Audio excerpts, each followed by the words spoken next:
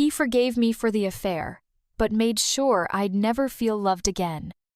The last time my husband kissed me was 612 days ago. Not that I'm counting, except, of course, I am. Because when someone used to make your whole body light up just by brushing your shoulder in the kitchen and now they won't even hand you the salt, you start to notice every inch of absence. My name is Natalie. I'm 34. I used to be a wife. I used to be loved. Now, I'm a cautionary tale with a wedding band I'm too ashamed to take off. The irony is, I wasn't looking for anything. I wasn't unhappy. I wasn't neglected or mistreated or bored. My husband, James, loved me well. Too well, maybe. The kind of steady, secure love you only realize is rare after you've smashed it like a cheap wine glass on a tile floor. But I broke it. I broke him. And he forgave me, technically. But he also made it clear I'd never feel loved again. Not by him. Not the way I did before. And that might be worse than divorce. James and I were married for 13 years. We had the kind of suburban life people Instagram to death. 2 kids, Ethan and Max, ages 10 and 8, a house with a porch swing, Sunday pancakes.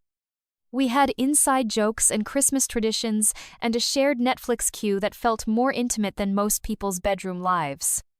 He worked in cybersecurity. I stayed home with the kids, managed the house, ran the PTA like a military operation. On paper, we were disgustingly normal. Until I met Owen. Owen was our new neighbor, 28, married to a nurse named Lila, with a golden retriever named Pepper, and a smile like a dare. He worked in finance, something vague enough to sound both successful and shady, and had this casual, offhand charm that reminded me of the boy I lost my virginity to in college. The one who ruined me for all the nice guys until James came along. The affair started with nothing. A glance too long at the block party, an Instagram like at 2 a.m., a joke in the grocery aisle that should have stayed a joke. Then one morning, he texted me, "You ever wonder if we're all just pretending we're happy?" That one got me. I typed and deleted a dozen replies. Eventually, I just said, "Sometimes." That was all it took, like lighting a match near a forgotten gas leak. We were physical 4 times over 5 months.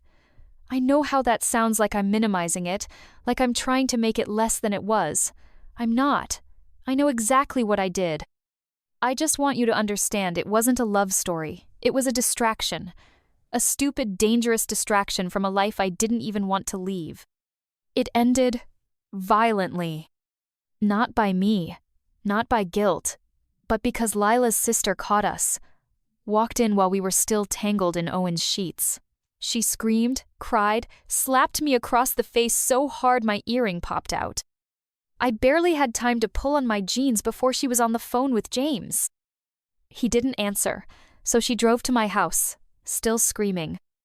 When James pulled into the driveway, I tried to explain. He walked past me, didn't say a word. Walked down the block to Owen's house, stayed there for 3 hours. When he came home, he wouldn't even cross the threshold. "I want you gone," he said. "Right now." I begged. I sobbed. I clutched at his shirt like I was drowning and he was the only solid thing left. But he didn't even flinch. He called my mom and told her what I did, told her to come pick me up, told her I wasn't welcome home. That night I called him, just to hear his voice. He picked up, said nothing. "I love you," I whispered. Click. The next night, I called again, and again. He finally answered on the 3rd day. I apologized, promised to go to therapy, offered to sign anything, prenup, postnup, whatever he wanted. He said, "I want a divorce." I broke. I fell apart in the middle of my parents' guest room, clutching a pillow like it was a lifeboat and screaming into it so my kids wouldn't hear.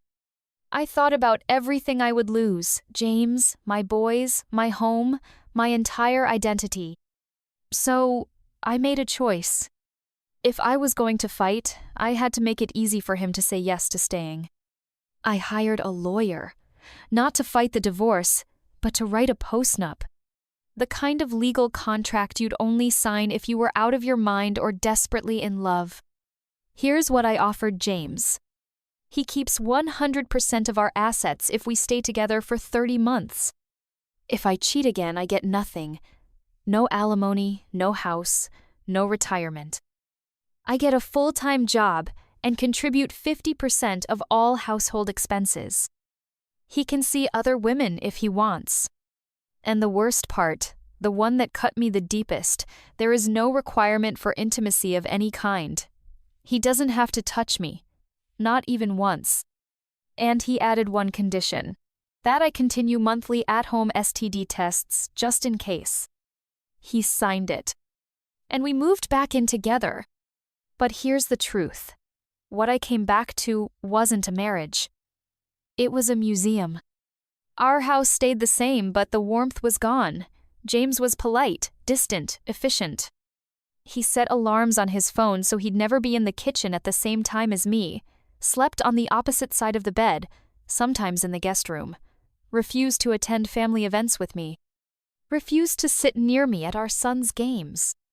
He wore his wedding ring like a scar, never looked at me when he said, "Good morning." I cooked dinner every night. He stopped eating my food. There were moments, tiny, flickering moments, where I thought I saw him soften. When we took a weekend trip with the boys and ended up laughing about how bad the hotel coffee was. When our youngest had a fever and we stayed up all night trading shifts like we used to. But every time I tried to reach out, physically, emotionally, he recoiled. One time I leaned in to kiss his cheek. He flinched, like I was a snake. I asked him once if we could move, start fresh in a new neighborhood where I wasn't branded the homewrecker. He said he'd only move if work forced him to. I suggested couples therapy. He said, "We're not a couple." I asked him if he ever thought he could love me again. He said, "You used that word up." Eventually, I moved out. I thought maybe space would help. Maybe not seeing me every day would soften his resentment. I rented a little apartment 10 minutes away, decorated it with throw pillows and optimism. He didn't fight me on it, just said, "Whatever makes this easier for you." The kids started splitting time between us. I made them dinner, helped with homework, kissed them goodnight, and cried myself to sleep on the nights they weren't there. James and I spoke occasionally. Logistics mostly, drop-offs, school stuff. Until one day, he called just to talk. We ended up on the phone for 2 hours. It felt like old times. Almost. But when I asked him if he missed me, he said, "I miss the woman I thought I married." And that gutted me. 2 months ago, he told me he was filing the divorce papers after all, that he'd waited long enough, that living with me wasn't healing, it was haunting. But he said something strange. "I still love you, but I hate being married to you." He said he couldn't even begin to forgive me until he was no longer legally bound to me, that the marriage itself was a constant reminder of the betrayal. That maybe someday, when we were divorced, he could see me again as a human being, not a wound. He even joked sort of that we could go out for drinks on the day the divorce was finalized, maybe even spend the night together for closure. I laughed and cried and told him I'd sign whatever he needed. So I gave him everything, the house, the assets, full custody, even though we'll still co-parent, no alimony, no support. He didn't ask for it. I just couldn't stomach the thought of dragging him through more pain. I'm not trying to be noble, I just know what I lost. And you don't get to betray someone like James and then demand kindness in return. The divorce was finalized on a Thursday. There was no courtroom drama, no crying judge, just a courier envelope, a few dotted lines, and the cold slap of finality. James and I met that night. At his request. He took me to the same bar where we celebrated our engagement 13 years ago. The irony nearly knocked the wind out of me. I sat across from him, my hands wrapped around a glass of wine. I couldn't bring myself to sip, and stared at the man who used to look at me like I was his home. Now he just looked tired. We made small talk. The kids, work, the house. Then the waitress brought the check, and he slid it toward himself without looking at me. "You know," he said, "part of me still wants you." I didn't breathe. "But it's not the part that trusts you, or loves you, it's the part that remembers what we used to be." I nodded. "That part lives in me too." He smiled, faintly. "I'm not saying this to hurt you, I just needed to say it. Before we go back to pretending we're just co-parents." "I don't want to pretend," I said. "I want to start over." "You had that chance," he said, "and you spent it on someone who didn't even make you happy."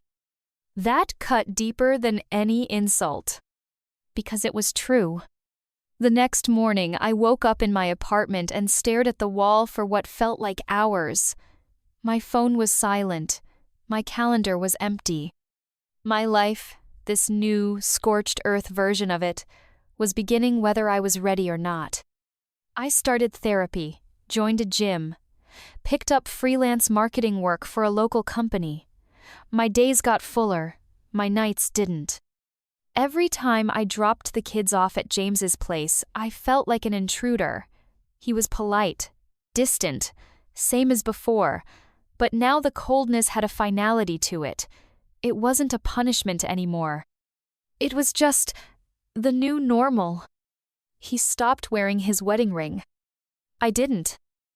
One Friday night, 3 weeks post-divorce, I ran into Lila, Owen's ex-wife, at the grocery store. I hadn't seen her since that day she screamed at me from my front lawn. She looked better, stronger, wearing workout gear and a ponytail, no makeup, just power radiating from her like a solar flare. She looked me up and down like I was a math problem she'd solved and forgotten. "I heard," she said, "about the divorce." I nodded, shame dripping off me like sweat. "Yeah." "Was it worth it?" Her tone wasn't cruel, just curious. I shook my head. She nodded once, thought so. Then she grabbed her almond milk and walked away. That night, I sat in my car outside James's house after dropping the boys off. I couldn't bring myself to drive away. Through the living room window, I could see him sitting on the couch with Max on his lap, Ethan beside him, all of them laughing at something on the screen. James looked relaxed, happy, whole, without me. It was the right thing, the healthy thing, the fair thing. But it still made me want to scream into the steering wheel until my throat gave out. I started writing letters. Not to send, just to survive. Letters to James, to my kids, to the version of me who thought a fling with a younger man would make her feel alive again. I wrote one that started, "Dear Natalie, you had everything, and you threw it away for 4 afternoons. You burned down your family for a thrill that couldn't even hold a candle to what you had. You wanted attention. You got exile. Congratulations." Another one was to James. "I hope one day, when your heart is soft again, you'll remember the woman who made you laugh in the grocery store aisle when we ran out of cereal, or the way we used to slow dance in the kitchen to nothing but the sound of the dishwasher. I hope you remember me before I became the villain." I never mailed any of them, but writing them was like wringing poison from a wound. Then something unexpected happened. James called me. Not about the kids, not about logistics, just to talk. We ended up on the phone for nearly 3 hours. He told me about his job, a client from hell, a new cigar he liked. I told him about my freelance work, my terrible gym trainer, how Ethan had finally beaten me at Scrabble. For the first time in nearly 2 years, it felt normal. When we hung up, I stared at the screen for 10 minutes, heart thudding. Was this something? Or was I just desperate? 2 nights later, I was at the boys' soccer game. James stood across the field, sipping coffee and chatting with other dads. I tried not to watch him, but my eyes kept drifting back like a compass needle gone rogue. Then, during halftime, Ethan ran over and asked if we could all go out for dinner together, me, James, the boys. I looked at James. He hesitated, then nodded. That night, the 4 of us sat at a booth in a cheesy pizza place, laughing at the way Max tried to fold a slice that was twice the size of his face. James smiled at me once, just a flicker. It was enough to keep me awake all night, wondering what it meant. A week passed, then 2. More calls, more moments. Still, no intimacy, no hand brushes, no flirtation. But the wall, it felt thinner. Then came the twist. Lila posted a picture. It was James and her, sitting side by side at a charity gala. He looked good. She looked smug. I stared at the screen until it blurred. I didn't confront him. What was there to say? He was single. She was single. The one thing we had in common was how badly I'd hurt both of them. It made sense, in a cruel, cosmic joke sort of way. But it also made something in me snap. The next day, I called him. I saw the picture, I said. Silence. You look happy. I am, he said carefully. Not because of her, just in general. That's good, I said, my voice cracking. You deserve to be. So do you. Do I thought.